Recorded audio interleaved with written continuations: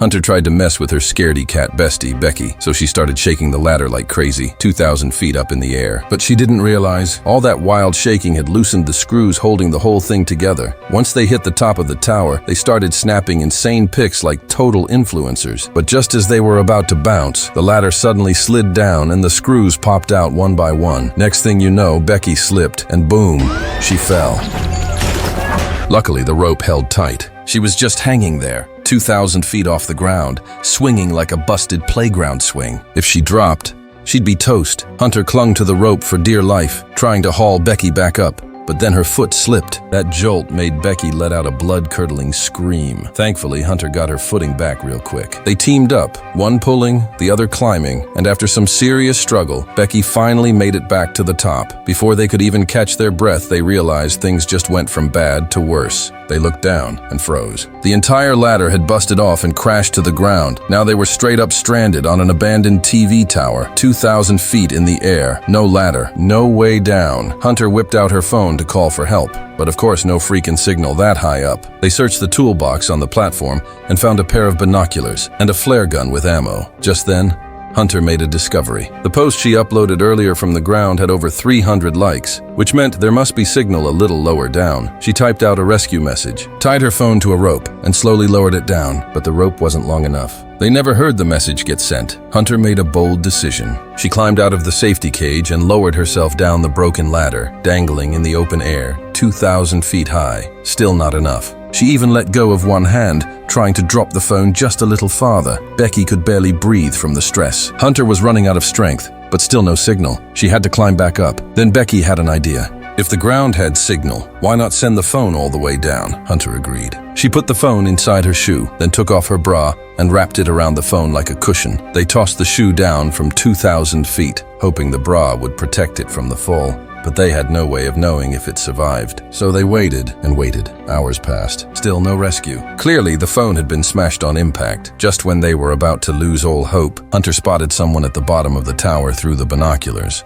The two girls got super excited and started shouting for help as loud as they could, but they were way too high up. The man below didn't hear a thing. Worse, he started walking away. Becky quickly took off her shoe and threw it down. It landed hard on the ground, but the man didn't notice. She threw the other one. This time it hit a metal beam and made a loud noise. The man turned and looked around. He picked up the shoe, but strangely, he never looked up. After seeing no one around, he casually tossed the shoe aside and walked away. The girls were completely devastated. Becky grabbed the flare gun, ready to fire, but Hunter stopped her. The sun was too bright. A flare would be hard to see during the day. Then Hunter spotted an RV nearby. She guessed the man had come for camping and probably wouldn't leave too soon.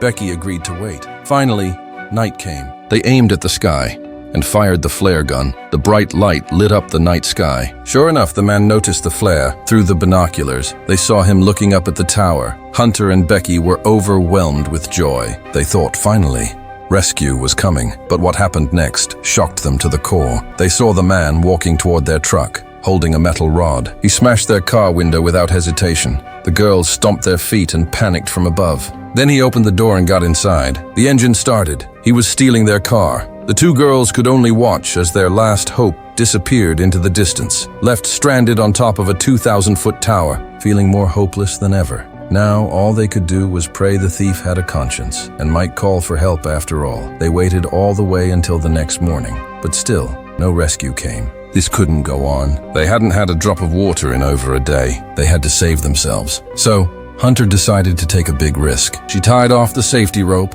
and prepared to retrieve the backpack stuck on the metal dish below. Even though Becky begged her not to, Hunter refused to listen. She tied one end of the rope to a pole, then slowly lowered herself down the side of the tower, step by step, using the steel frame for balance. Suddenly, her hand slipped, and she was left swinging in the air, hanging by the rope. She struggled to regain control, then carefully kept climbing downward, but when she reached the end of the rope, the backpack was still way too far away. She tried leaning sideways, reaching for it with one hand, but it was no use. Above, Becky was terrified. She begged Hunter to come back up, but Hunter had a crazier idea. She unclipped her safety rope, now dangling with no protection. She held onto the rope with one hand and stretched the other toward the backpack. She swung back and forth in the air, still couldn't reach it. So, she kicked off the tower wall, launching herself higher, then timed it just right, swung her legs forward, and let go. It was heart-stopping, but somehow, she landed perfectly on the metal dish. Hunter immediately grabbed the backpack, and the first thing she did was pull out the water bottle. She gulped down a huge mouthful while Becky watched from above. Swallowing hard, they had the backpack now, but how would Hunter get back up? She slowly stood up,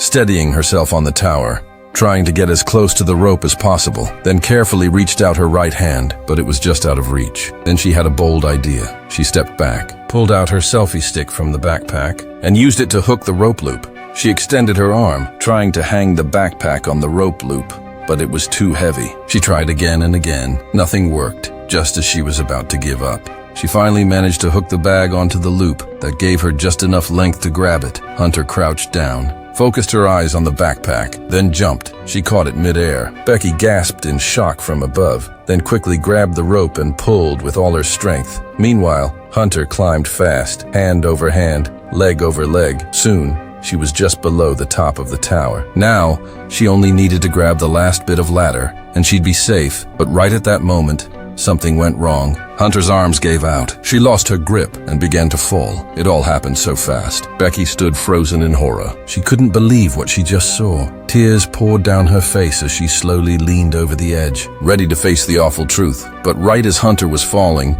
she managed to grab the rope at the last second. Her hands were torn and bleeding, so Becky had to pull her up alone. It felt almost impossible, but she quickly snapped out of it, used her legs to brace herself, and started pulling the rope with everything she had. With one final burst of strength, she hauled Hunter back to safety. The backpack came up too, the one with the water and the drone. Becky wasted no time. She pulled out the water bottle and chugged it down like her life depended on it. It was the first real relief in 2 days. Then they dug into the backpack again and took out the drone. Becky found a restaurant receipt inside the bag. She used an eyeliner pencil to write a rescue message on the blank side. They clipped the note onto the drone and got ready to send it toward the nearest motel. Everything was set. Becky controlled the drone and it took off smoothly. It flew fast and steady toward the distant motel, but before it could get far, the battery died. If the drone crashed now, it would be their last shot gone. So Becky had to bring it back just as the drone lost power. She reached out and caught it in the nick of time, but with no battery, they still couldn't send out their message. Feeling hopeless again, they suddenly thought of the signal light at the top of the tower. Maybe, just maybe, they could use it to charge the drone. Becky grabbed the backpack and started climbing again. Using both hands and feet, she slowly made her way to the very top. Once there, she unscrewed the cover and pulled out the light bulb. She plugged the drone charger in, and to her shock, it worked. Becky was thrilled. She didn't move a muscle and sat there for 2 whole hours until finally the drone was fully charged. When Becky returned to the platform, she didn't stop for a second. She immediately launched the drone and sent it flying toward the motel. Soon, buildings started to appear on the screen. She just needed to reach a place with people. Someone would see the note clipped to the drone. Becky couldn't hold back her excitement. But just as the drone crossed the road, a truck sped by and smashed the drone to pieces. Becky was frozen in shock. She couldn't believe what had just happened. She had been so close. She saw the truck driver get out to check. If he saw the paper, they still had a chance, but the driver didn't notice the wrecked drone. He looked around, saw nothing, got back into his truck, and drove away. Becky broke down in tears. That was it. She had lost all hope, but things were about to get even worse. When she turned to look at Hunter, Hunter slowly turned her face toward her, revealing a bloody, rotting wound. Becky was overwhelmed with pain. Suddenly, the horrible truth hit her. Hunter had died when she fell onto the dish. She never survived that fall. Becky had been hallucinating the whole time. It was just the backpack she had pulled up, not Hunter. Since then, Becky had been completely alone on that tower, talking to herself. She collapsed on the platform, completely unconscious under the burning sun. Suddenly, a hungry vulture flew down and pecked at her bloody thigh. But Becky quietly opened her eyes, locked her gaze on the bird, and grabbed it by the neck. The vulture struggled violently, but Becky, starving and furious, managed to wrestle it down. Then she started eating it raw. She didn't care. She only had one thought left: survive, no matter what. After eating, Becky untied the safety rope. She climbed down the remaining ladder section and clipped the rope to the lowest bar. Then she dropped the rest of the rope, grabbed it, and began sliding down fast. This time, there was no hesitation. Her moves were sharp and confident. She reached the end of the rope in no time, unclipped the lock, and jumped onto the dish. She looked at Hunter's decaying body and felt a flood of emotions. But what she did next was even more unbelievable. She typed a message to her dad asking for help, even though there was still no signal. Then she took off Hunter's shoe, put the phone inside, and pushed it deep into Hunter's stomach through the wound. With everything in place, Becky gave the body one hard push and sent it falling 2,000 feet to the ground. The flesh and the shoe would cushion the fall, so the phone would survive. And when it hit the ground, the signal would come back, and the message would be sent. Back home, her father James received the text. He called 911 right away and rushed to the tower. Becky was finally rescued. The moment she saw her dad, she ran straight into his arms and broke down sobbing.